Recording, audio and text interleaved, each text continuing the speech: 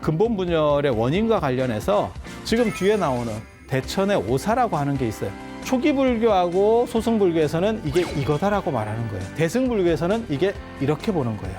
그래서 이 논점이 중요한 게 뭐냐면 아라한은 불완전하다라는 게 대천의 주장이에요. 그러니까 완전한 거는 행복에서 완전한 거지 모든 일을 다 알 수 있다라는 생각은 안 해요.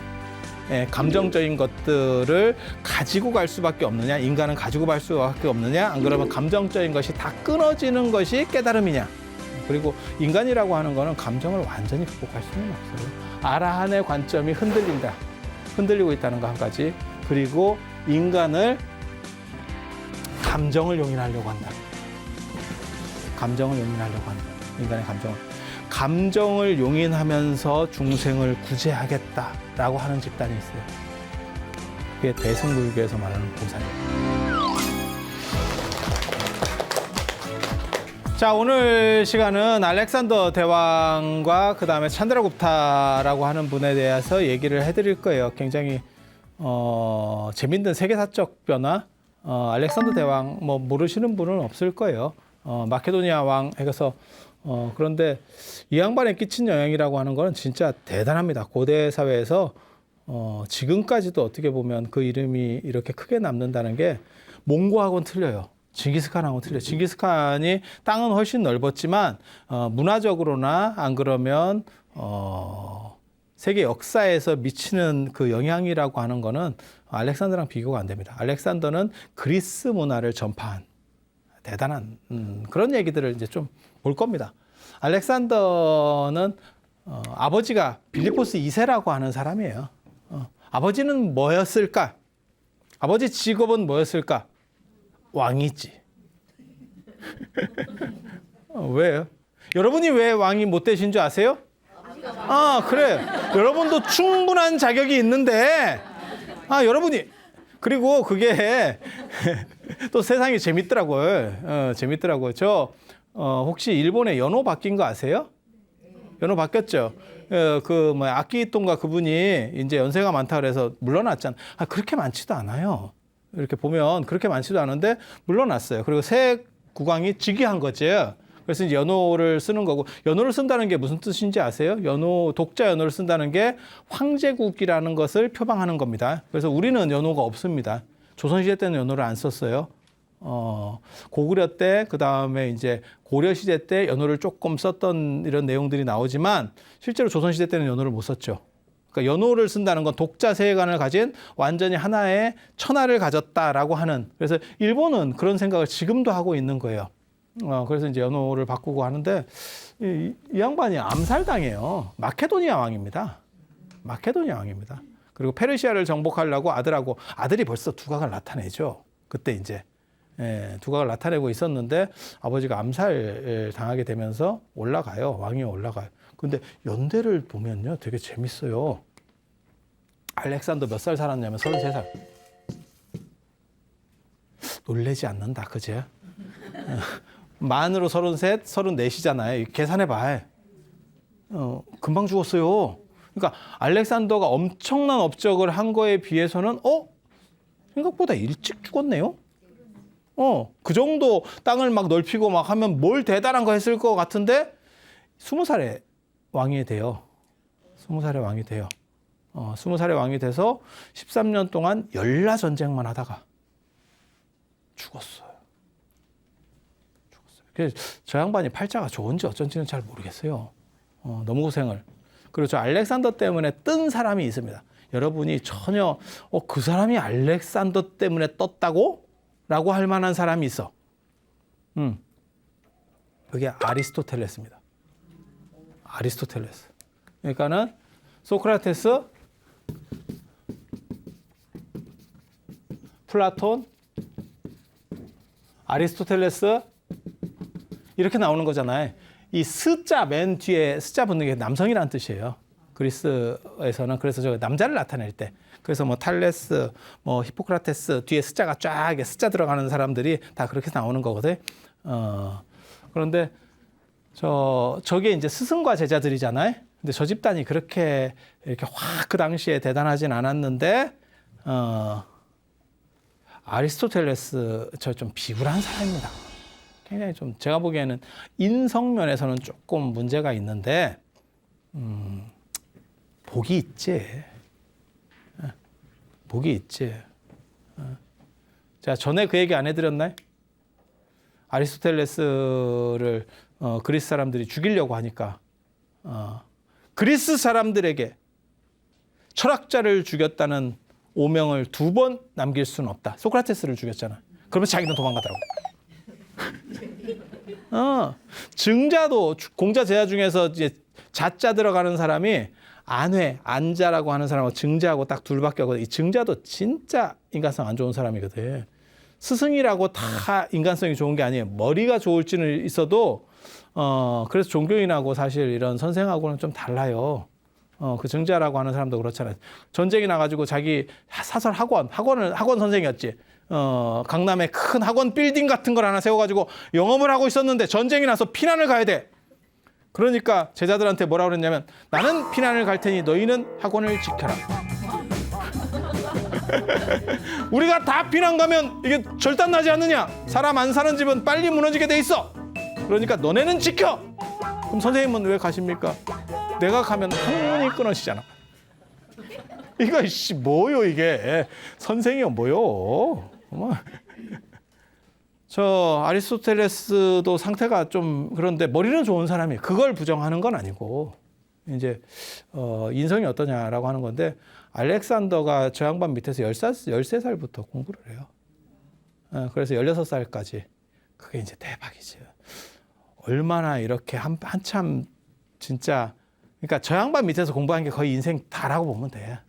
13살에서 한 3년 했다고 하면 그다음에 왕자가 뭐 이런 공부에 그렇게 열심히는 안 했겠지. 하지만 그때 누군가 선생이 있어서 이렇게 얘기를 해주면 그쪽에 경도되기가 쉽거든요, 사람이. 그리고 알렉산더는 나중에 대단한 정복군주가 되죠. 그러는 과정에서 이제 그리스 문화들을 전부 그 지역에다가 이식시키는 그런 행동을 합니다. 그게 알렉산드리아라고 하는데요. 알렉산드리아. 그러니까는 거점들을 만들어 중간중간에 영토를 쭉 넓혀가면서 중간중간에 알렉산드리아라는 도시를 만들어. 그리고 그게 히람 문화의 거점들. 그래서 문화가 전파될 수 있도록 그렇게. 그래서 알렉산더 때문에 히람 문화가 어떻게 보면 세계적으로 널리 알려지게 되는 그런 문제가 벌어져요. 그래서 알렉산더 굉장히 중요하고 저 아리스토텔레스 말고 또 한 명의 철학자가 더 있어요. 디오게네스라고 그 견유학파 개처럼 사는 사람이 있어요. 개처럼 사는 사람. 그러니까 이렇게 잘 살고 이렇게 멋스럽게 사는 게 아니고 그냥 뭐라 할까 서울역에 있는 노숙자처럼 사는 그게 인간의 본성에 맞는 거래. 편하고 자유롭고 그래서 옷도 안 입는다는 거예요. 옷을 입을 필요가 뭐 있어? 이렇게 시원한데 지중해니까 그렇지. 이게 우리나라 쪽으로 와봐. 네가 거기가 언다. 거기가 그 좋은데 살아서 그래. 놈 자식들. 그리고 잘 때는 술통에 들어가서 잔대. 술통 같은 데 자고 다시 나오고 이렇게. 그 양반의 기행 같은 게 널리 알려져서 알렉산더가 이 사람을 찾아가요. 그 되게 재밌는 얘기입니다. 그게 굉장히 유명한 얘기예요. 물론 유명하지만 여러분들에게 들릴 정도의 유명함은 아니었던 거야. 그렇게 해서 알렉산더가 찾아가서 그 사람이 거는 이렇게 자빠져 있는 거죠. 맨날. 그래서 당신이 원하는 걸 내가 들어주겠다. 뭐 원하는 게 있느냐. 그 사람 말이 굉장히 재밌는 겁니다. 야, 햇빛 가린다 좀 치나봐. 그게 그 사람의 요구예요. 됐어. 너 좀 비켜봐. 나는 그냥 햇빛을 쬐면 되는데 너 때문에 그늘지고 있잖아. 그러니까 좀 비켜봐. 멋있으니까 지금까지 남아 있는 거예요. 그 말이. 근데 참 어떻게 보면 재밌는 사람이지. 그래서 알렉산더라고 하는 사람이 실제로 저렇게 이 20살에 해서 13년 동안 정복만 하다가 죽은 게 다예요. 그래서 어떻게 보면 슬픈 사람입니다. 알려진 것과는 달리. 그래서 개인적으로 이렇게 보면 제가 지금 저기 광개토대왕 써놨는데 광개토대왕하고 비슷해요. 광개토대왕이 우리나라 알려진 인물 중에서는 9수를 못 넘긴 임금입니다. 39에 죽었어요. 그러니까 광개토대왕도 야 그렇게 땅을 넓히고 했으면 좀 오래 살았는가 봐 이렇게 생각하지만 실제로 39에 죽었습니다. 그래서 9수를 못 넘긴 첫 번째 사람. 그래서 39이면 어떻게 보면 지금 여러분 자녀분들 중에서도 그 정도 나이가 있잖아요. 그러니까 굉장히 일찍 준 거죠. 저는 무슨 생각하냐면 야 이게 정복군주들이 좀 일찍 가는 게 있는 것 같다. 내가 이런 생각을 하거든. 이유가 뭘까요? 에? 힘들어서? 체질에 맞으니까 뛰어댕기지 않을까? 오히려 그런 사람은 안에 있으면 더 힘들 건데 여러분도 그런 거 있잖아요. 집안에 있으면 몸이 쑤시고 밖에 나가면 기운이 살고 여행은 힘든데 여행이 끝나고 집에 들어갈 생각을 하니까 더 피곤하고 뭐 그런 거 있잖아요. 그래서 저런 거를 저는 어떻게 생각하냐면 저희 체질에 맞으니까 정복도 하러 다니는 거예요. 누가 그거 말 타고 그거 쉽겠어요? 그래서 사람마다 편하다는 개념도 달라요. 어떤 사람은 일을 해서 편한 사람도 있고 어떤 사람은 놀아서 편한 사람도 있고 어떤 사람은 뒤비져 있어서 편한 사람도 있고 뭐 다 다르다니까. 그래서 그런데 저는 무슨 생각을 하냐면 아마 저게 물 갈아 먹어서 갔을 거다 이런 생각을 해요. 인간 사회가 지금 이렇게 우리가 오래 살게 되는 이유가 물이 균질화돼서 그렇거든요, 사실은. 그리고 여러분 어렸을 때 우리 수명이 좀 짧았던 게 상하수도 분리가 잘 안 돼서 그래요. 그래서 뭐라고 얘기하냐면 이건 진짜 있는 얘기입니다. 상하수도 분리가 완벽하게 되면 인간 수명이 그 집단의 인간 수명이 20년이 늘어난다는 거예요. 상하수도 분리가 잘 안 됐다는 게 여러분 어렸을 때만 해도 그게 이쪽에서 우물에서 떠가지고 이렇게 버리면 그 밑으로 들어갔다가 다시 우물로 나오고 뭐 이렇게 순환 시스템 비슷했어요. 그걸 뚜렷하게 잘 못했다고. 그리고 생수라고 하는 개념으로 다 바뀌었잖아요. 지금은 생수나 정수라는 개념으로 바뀌었잖아요.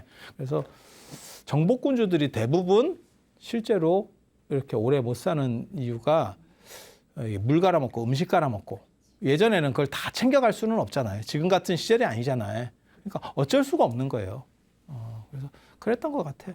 그래서 알렉산더 대왕이 어디까지 오는 거냐면 그리스에서부터 인도 서쪽까지 막 치고 들어오는 거예요. 그리고 그렇게 치고 들어오는 데 있어서 페르시아가 있어요. 중간에. 페르시아가 대단한 제국입니다. 그리고 페르시아의 다리우스 황제라고 엄청 대단한 사람이 있어. 근데 그 다리우스 황제는 대단한데 다리우스 3세 때 걔네는 이름 짓기 싫어가지고 저도 이름 지어달라고 이제 하면 그게 이제 보통 일이 아니거든요. 이름 짓는 게 생각보다 굉장히 복잡합니다. 제가 그걸 이렇게 시간도 많이 걸리고 뭐 이래서 진짜 뭐 이러면서 이렇게 하고는 있는데 이름 짓는 게 쉽지 않은데 서양도 아마 그런 문제를 겪었던가 봐. 그러니까 서양은 숫자로 넘버로다가 매기잖아. 다리우스 1세, 2세, 3세, 4세, 5세 이런 식으로 하면 진짜 이름 짓기 되게 쉽지. 야, 네 부모 이름이 뭐냐? 이렇게 해서 아버지 이름에다가 2, 3 이것만 계속. 야, 이거는 날로 먹겠는데? 라는 생각이 있지. 문화가 다릅니다. 뭐가 문화가 다르냐? 서양은 존경하는 사람을 따서 짓는 문화가 있고 우리는 이름을 다 피해야 돼요. 한 글자라도 겹치면 안 돼. 한자가 다르더라도 한글 발음이 같아서도 안 돼. 아니 맞잖아요. 어디 윗사람 이름하고 같은 발음이 들어와 이렇게. 그래서 이름 지으려고 할 때는 늘상 뭘 물어보냐면 그 위에 어른들까지 이렇게 친가 외가 다 여쭤본다고요. 왜? 저도 그런 거 신경 안 쓰고 예전에 했다가 바꿔달래. 아유 씨. 그래서 왜요? 이랬더니 뭐 할아버지 이름하고 뭐 한 글자가 같아요. 이렇게. 뭐 뭔 얘기인지 아시겠죠? 근데 제가 뭐 할아버지 이름을 아나, 그죠? 할아버지 이름을 아나. 그래서 그 다음부터는 위아래를 다 적어주세요. 이렇게. 그걸 우리는 피휘 문화라고 하는 거고 윗사람을 감히 범하지 못한다라고 하는 개념이 있는 거고 아래 서양이나 이런 데서는 존경하는 사람은 붙여가는 거예요.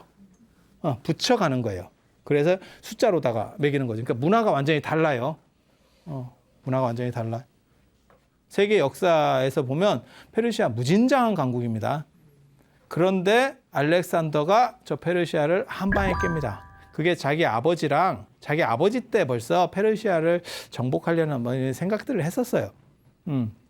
그때 만들어 놓은 게 장창전법이라고 하는 거예요. 5.5m 창의 기적. 뭐 대단한 겁니다. 5.5m짜리 창의 기적. 그래서 창을 5.5m짜리 창을 만들어. 그래서 그 앞에 이렇게 창을 놓고 갑옷 방패를 하나 들고 5.5m짜리 긴 창을 이렇게 딱 한다는 거예요. 굉장히 재밌는 생각이에요. 그래서 5.5m짜리 창으로다가 대오를 쫙 갖추는 거예요. 이렇게 전체가 이렇게 고슴도치 전법입니다. 고슴도치 전법. 그 두 번째, 세 번째 이게 쫙 이 군대는 대오입니다. 대오. 두 번째 사람은 이렇게 들고 세 번째 이렇게 들고 이렇게 쫙 창을 이렇게 들고 가는 거예요. 창을 들고 가는 거예요. 그렇게 해서 밀고 가면 상대방이 진을 치고 있다가 저게 벌어진대요. 저게 방법이 없다는 거예요. 되게 재밌어. 저걸 이기기 위해서는 저거보다 더 긴 창을 쓰면 돼. 그러면 나는 닿고 상대가 안 닿으면 되는데 5.5m가 왜 만들어진 거냐면 5.5m까지가 안 휘고 들 수 있는 최장거리예요. 그걸 쟤네가 실험을 했다니까. 쟤네가 실험을 했다니까. 그럼 활 쏘면 되는 거 아닙니까? 활이 날라와도 제가 늘상 얘기하지만 활은 사람을 죽이지 못합니다. 활을 맞으면 어떤 일이 벌어져요? 아파. 활 맞았어. 아파. 죽어? 안 죽어. 안 죽어. 그리고 갑옷 같은 걸 입고 있잖아요. 석궁이 만들어지면 달라요. 석궁이 만들어지면 상황이 달라. 그건 기계식 활이잖아. 석궁 이렇게 당겨가지고 이렇게 비렐리움 텔 이런 거 보면 석궁 딱 이렇게 쏘잖아요. 그거는 이 힘이 좋아가지고요. 관통을 해버립니다. 근데 일반 활로 이렇게 해서 당기잖아요. 그러면 갑옷을 맞았다? 미끄러집니다. 못 뚫습니다. 왜? 바로 앞에서 쏘는 게 아니잖아. 이렇게 쏘는 게 아니고 한 30m, 40m에서 쏘는데 날라오면서 애가 이렇게 해롱 오거든. 이렇게. 그러다가 갑옷에 딱 박으면 찍 하지. 이게 철판 갑옷이 아니고 가죽 갑옷이라도 못 뚫어요. 조선시대 때는 종이 갑옷을 썼다니까. 종이 갑옷이 진짜 좋습니다. 가죽 갑옷보다 좋은 게 종이 갑옷이에요. 여러 종이를 한지를 갖다가 이렇게 배접을 해가지고 그 위에다가 니스칠 같은 식으로 약간 칠을 하잖아요. 그러면 물은 안 새고 이 가볍고 단단해요. 생각보다 안 뚫립니다. 물론 총알을 막느냐? 못 막지.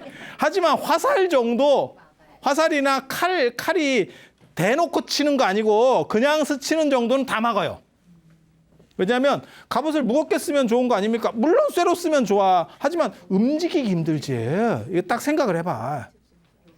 생각을 해봐. 그러니까 사람들이 뭔 얘기하냐면 뭐 고구려에 뭐 개마무사는 뭐 갑옷을 다 하고 말 위에도 갑옷을 했대.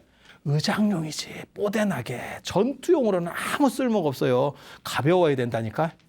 그렇지 않나요? 무거우면 어떻게 해.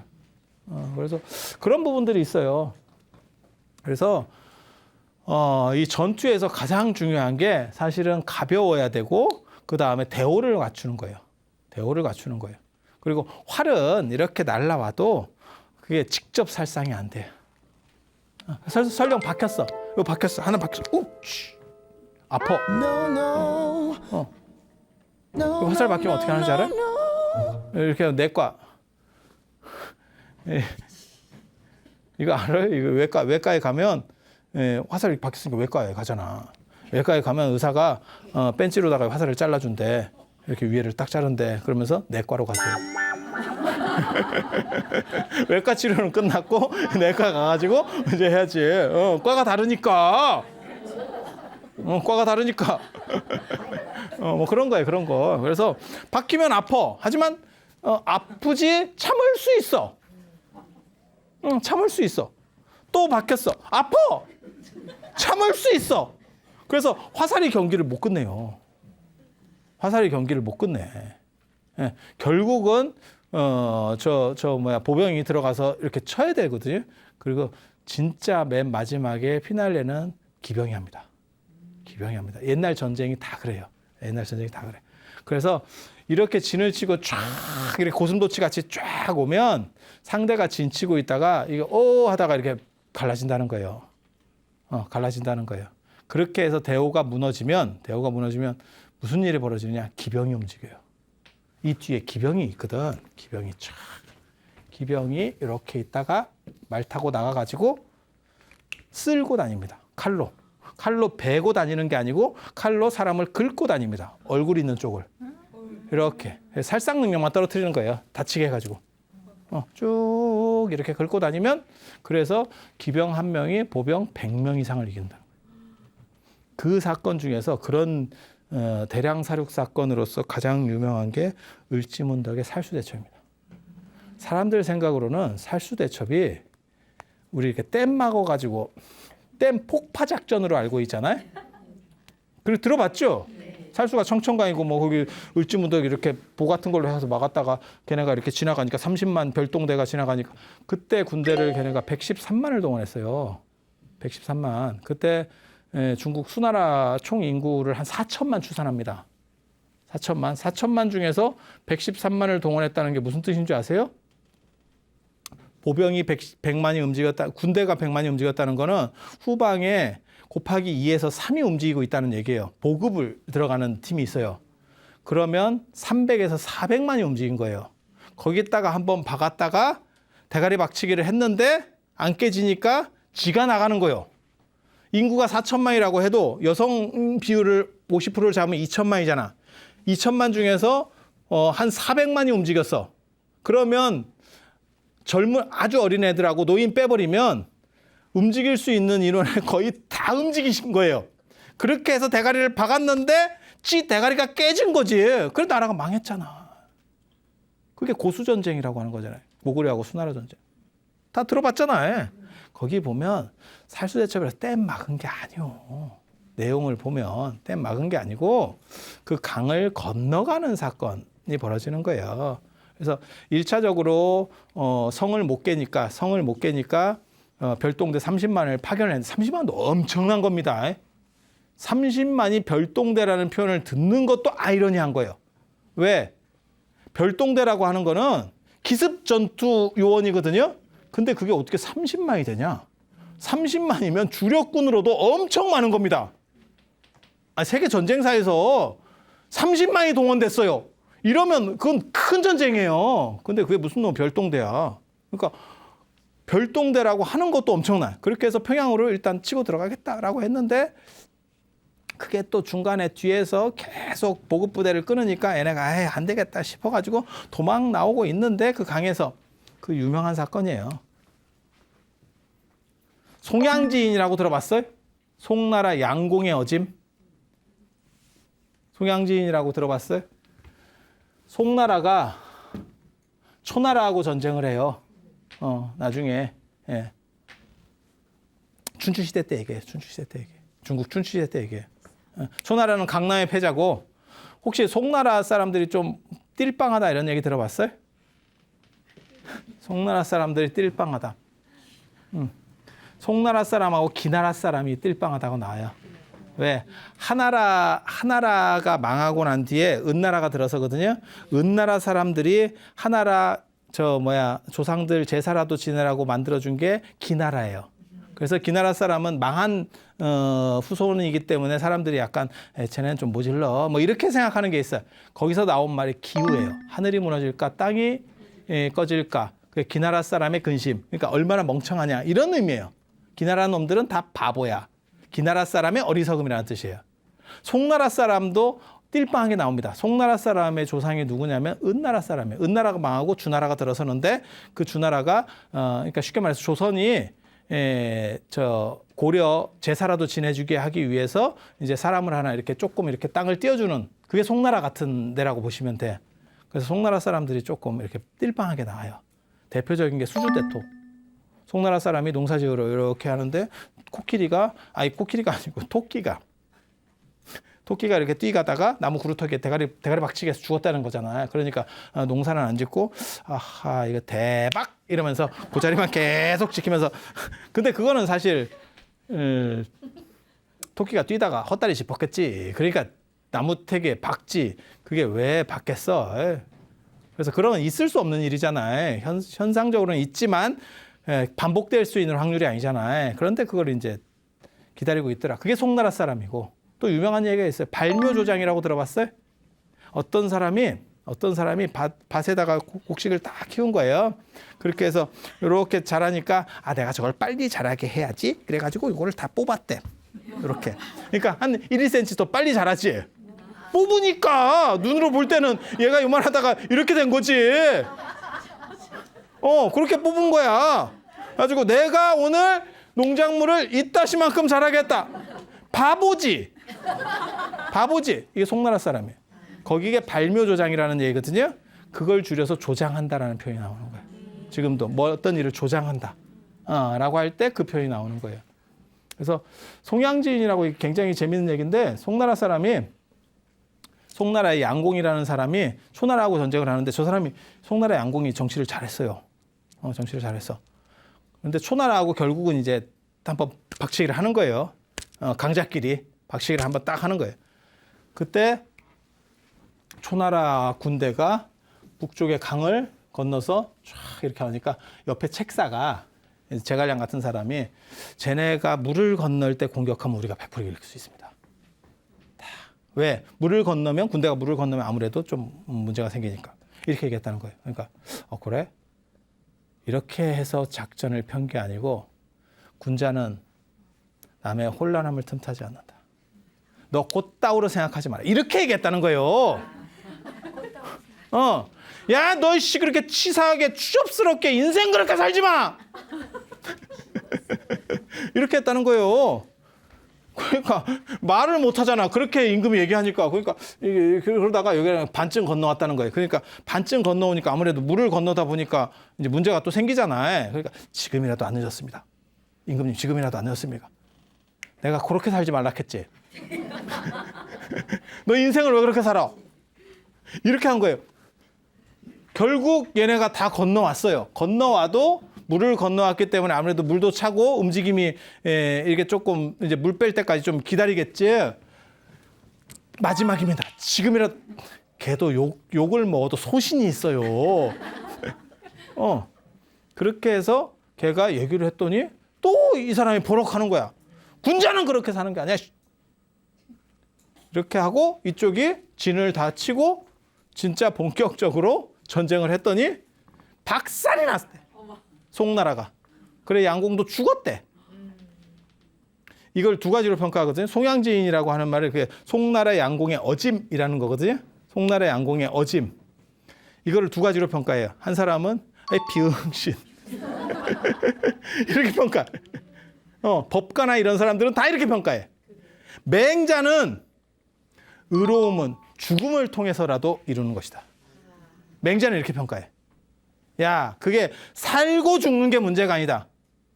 네가 도덕적으로 할 수 있는, 그렇게 할 수 있었냐 없었냐가 중요한 거지. 그건 생명을 뛰어넘는 거야.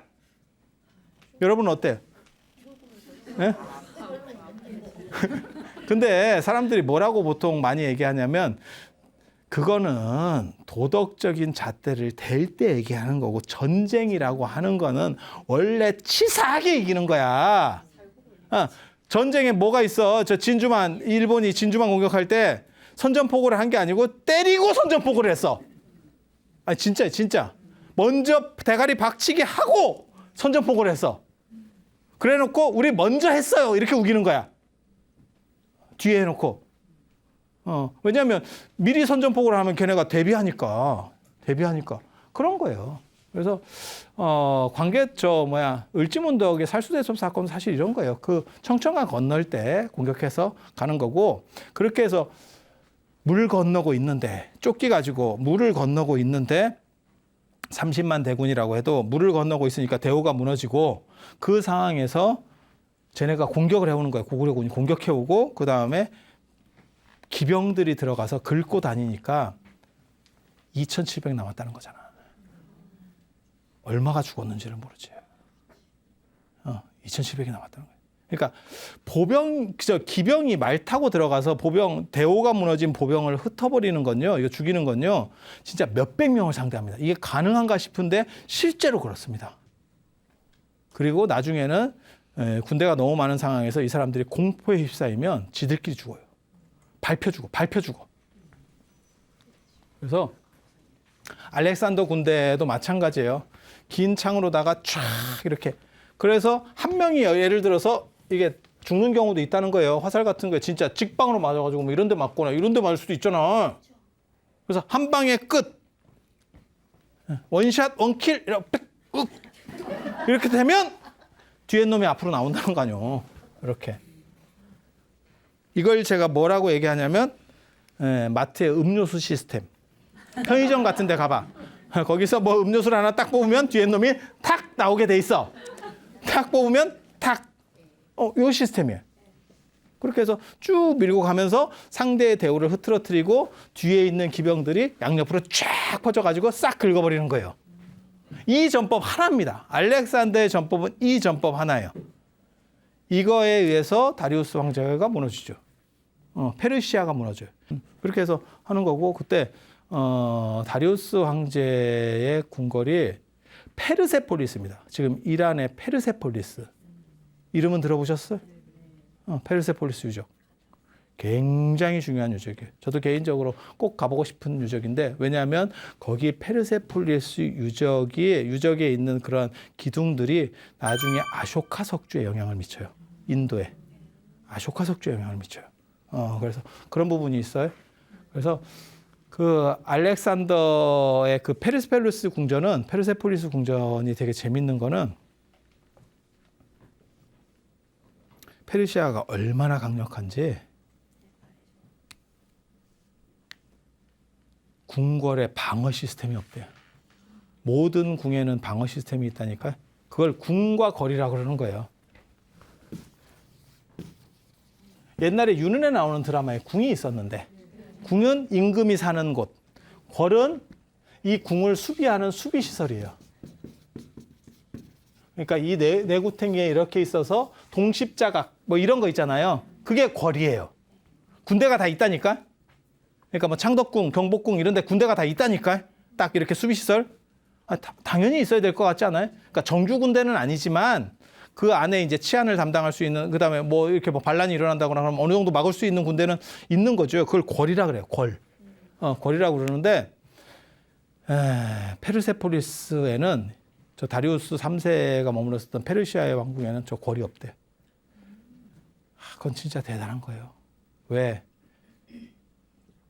어떤 놈이 여기까지 군대를 가지고 올 수 없다라고 하는 자부심이에요. 지금 백악관도 아마 군대가 별로 없을 거예요. 백악관에 군대가 주둔할까? 미국에? 왜? 거기까지 어떤 다른 나라의 군대가 올 수 있다라고 생각을 하겠어요? 미국은 전부 다 해상에서 막겠다는 거지. 그러니까 뭐 중국이 어떻게 하고, 뭐 러시아가 어떻게 하고, 뭐 북한이 어떻게 하고, 해상에서 막겠지. 아니, 그렇지 않아요? 그걸 본토까지, 수도 워싱턴까지 외국 군대가 들어온다는 생각을 설정을 하겠어요? 없겠지. 그래서 페르시아도 대단한 제국이에요. 여러분이 몰라서 그래요. 페르시아 진짜 대단한 거예요. 그런데 그거를 알렉산더가 한 방에 훅 보내고, 알렉산더 징기스칸 같은 사람은 제국을 한 방에 보냅니다. 진짜 뭐 밀고 땡기고 이러면서 형님 먼저, 아우 먼저 이러면서 보내는 게 아니고 이렇게 슉슉 보냅니다. 그래서 거기 망국의 문이라는 게 있어요. 지금도 유적이 남아있어. 그리고 그 페르세폴리스의 기록에 보면 뭐라고 나오냐면 그 왕자에 다 앉았대. 다리우스 왕자 도망가고. 큰 이제 돌로 된 유적이 참. 여기가 페르시아 황제가 앉았던 데죠.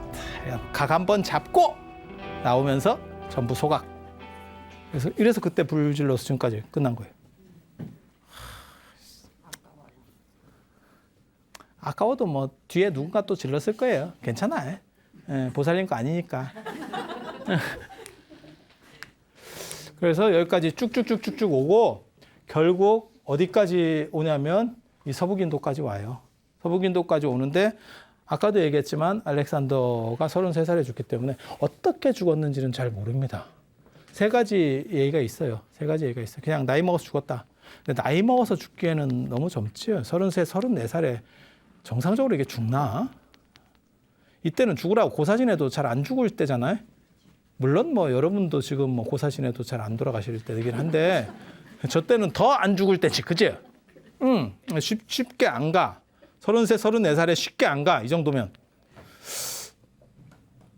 그렇지. 그래서 뭐 어떤 걸 생각하냐면 이제 풍토병. 풍토병을 생각하는 물 갈아먹고 이제 이게 탈이 나가지고 옛날에 처치를 못 하거든요. 그런 게 막 문제가 생기면 막말로 얘기해서 그 물 먹고 정루환 없어가지고 계속 싸고 있으면 어떻게 처치할 거야? 내가 어이야. 내가 허준이다. 어떻게 할래? 전하 소무로 막아없어서 뭐 이럴 거야? 어떻게 할 거야? 뭐 할 게 없잖아. 나오는 걸 어떻게? 그래서 갔다라고 하는 것도 있고 음식도 잘 안 맞겠지. 여러 군데 다니다 보면 뭘 아무래도 체질이 아무리 좋아도 뭐 그런 부분도 있겠지. 또 한 가지는 암살했다는 거예요. 밑에 이제 장군들이 암살했다. 왜? 너무너무 영토가 이미 가진 영토도 그리스에서부터 생각을 해야 돼. 그리스부터 아프리카, 북아프리카, 이집트 이런 데를 다 정복하고 인도까지 온 거예요. 그냥 우리가 머릿속에 지도를 한번 생각해봐. 지금도 비행기 타고도 한참 가는 거리인데 그거를 말 타고 왔다고 생각해봐. 그러면 그리스에서부터 출발한 저 따라온 장군들은 이건 아닌 것 같은데 사람이 부귀영화를 누리자고 하는 거지 무슨 땅에 미쳤어? 이 생각이 안 들겠어요? 그리고 13년 동안 전쟁을 했다는 거는요. 처음부터 따라온 사람 입장에서는 이 전쟁 언제 끝나냐. 이겨도 지치는 거예요. 이겨도 지치는 거예요. 그런 생각이 안 날까요? 그렇게 되는 거예요. 그래서 결국 밑에서 이제 죽였다. 못 참고. 그리고 저런 사람들의 특징이 뭐냐면 광이에요. 광. 그러니까 멈추지 않고 끊임없이 하는 거지. 그래서 13년 동안 했다는 거는 뭐냐면 요즘으로 말하면 거의 무기징역을 한번 사는 정도 기간이에요. 15년 무기징역이니까. 이렇게 깜빵 같은 야 전쟁도 하루 이틀이지. 그게 체질에 맞는 알렉산더 같은 사람은 재미있을지 모르지. 근데 억지로 하는 사람도 있을 거 아니에요. 우리는 저거 잘라서 땅 됐다 마는데 이거 잘라가지고 한미천씩 잡아도 충분한데 그래도 다른 왕보다 훨씬 큰데 조선의 왕보다 훨씬 큰 땅덩어리가 우리 한 수십 명 나눠도 충분한데 도대체 이거를 뭐 지구 끝까지 가냐? 그러다 내가 죽겠다. 충분히 가능한 얘기예요. 충분히 가능한 얘기예요. 그래서 그런 얘기들이 있어요. 근데 이게 워낙 옛날 뿐이라서 이게 뭐 벌써 2300년 전 뿐이니까 알 수가 없죠. 알 수가 없죠. 그래서 지금 그런 정도 생각을 하시면 되고 결국 여기까지 와서 인도랑 충돌하기 시작해. 인도가 여기까지 인도입니다. 그리고 알렉산더가 남긴 유산이 나중에 간다라예요. 간다라 불상. 알렉산더는 얘기했잖아요. 중간중간에 그리스의 거점 도시들. 그리스의 거점 도시들을 만든다고. 그래서 그리스 문화가 쭉 이렇게 퍼질 수 있도록 이렇게 했다고. 그게 알렉산드리아라고 하는 도시예요. 그리고 알렉산드리아 중에서 가장 유명한 데는 어디지 지금? 이집트의 알렉산드리아. 이집트의 제2도시입니다. 카이로 다음에 알렉산드리아. 알렉산드리아 잘 못 들어봤어요? 알렉산드리아 유명한 게 뭔지 아세요? 향유. 장미향유. 이런 거 굉장히 유명합니다. 그래서 이런 얘기하면 나도 웃겨. 마치 나는 가본 것처럼 얘기하는데 나도 못 가봤어요. 나도 못 가봤어요. 그리고 알렉산드리아에서 유명한 거는 나중에 파로스 등대. 135m짜리 돌로 된 등대. 잘 안 놀라는데 2200년 전에 135m짜리를 만든다는 건요. 돌로 만든다는 건 대단한 겁니다. 우리나라에서 전 역사를 통틀어서 가장 대단한 건축이 황룡사 구축목탑 80m짜리 600년 됩니다. 600년 됩니다. 이거보다 한 1500년 전에 돌로 135m를 만든다는 건요. 그러니까 좀 이게 좀 놀래고 좀 그래 보라니까. 이게 나무 80m하고 돌 130m는요. 건축 자체가 완전히 다른 거예요. 나무 80m가 훨씬 더 날로 먹는 거라니까. 그래서 이거는 상당히 놀랄만. 그게 고대 8대 불가사의 중에 하나입니다. 뭐 바빌로니아의 공중정원 뭐 이런 것과 다 섞여서 들어보셨죠? 네. 그 중에서 고대 7대 불가사의 중에서 유일하게 남은 게 기자의 피라미드. 이집트 가시는 분들이 있으면 늘상 찍는 사진이 있어. 피라미드 3개에서 이렇게 찍는데 그게 기자의 피라미드야. 제일 큰 거. 쿠팡의 피라미드라고 하는 거. 그래서 맨날 거기서 유치하게도 이렇게 찍어. 이렇게 찍어. 아니 가보신 분은 알아. 이렇게 찍어. 피사의 사탑은 이렇게 찍어. 기자의 피라미드에서는 이렇게 찍어. 그게 기자지구거든. 그리고 원래 왕은 쿠팡이고. 그렇게. 그래서 간다라 불상이 나중에 그리스 문화가 여기까지 들어오게 되는 거고, 여기서 그러면 알렉산더가 쳐들어오게 되면서 무슨 일이 벌어지냐? 인도에서는 인도 연합군이 결성되면서 알렉산더를 막는 일이 벌어져요. 일단 외부 세력을 막아야겠다. 그때 등장하는 게 유명한 찬드라굽타입니다. 나는 이 사람은 이름만 딱 들어도 너무 멋있어요. 찬드라굽타. 참 얼마나 사람이 멋있어. 그 사람이 난다 왕조를 깨뜨리고 이제 마우리아 왕조를 만들게 되거든요. 마우리아가 공작입니다. 공작세. 공작 왕조. 그래서 찬드라굽타가 알렉산더 군대를 막아요. 근데 알렉산더는 애석하게도 죽었습니다. 그 전에. 그래서 인도 연합군의 수장이 찬드라굽타. 그리고 이쪽에서는 드디어 알렉산더의 이제 부관이죠. 이제 알렉산더는 죽었고 셀레우코스라고 하는 사람하고 머리박치기를 시작합니다. 그때 찬드라굽타가 그걸 막아내요. 저 군대를 어떻게 막았을까? 이제 9,000마리의 코끼리라고 하는 사건이 벌어집니다. 9,000마리의 코끼리. 코끼리 부대를 이용을 해서 막는 그런 사건이 벌어지는데, 그것과 관련해서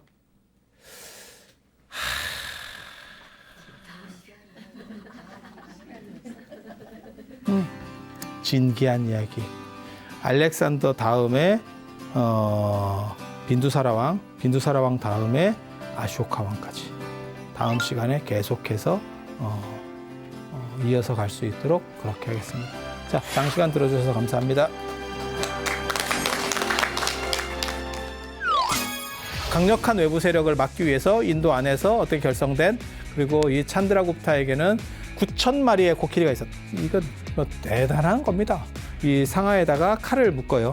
그리고 독한 술을 먹입니다. 이제 먹여서 이제 조금 해롱해롱하게 한 상태에서 돌진시키는 거죠. 그래서 창에 몇 번 찔리면 죽을 때까지 휘젓고 다니면서 결국 저 대오를 다 무너뜨리는 그런 작전이에요. 내가 인도 연합군의 수장이긴 하지만 인도를 통일한 상황이 아니야.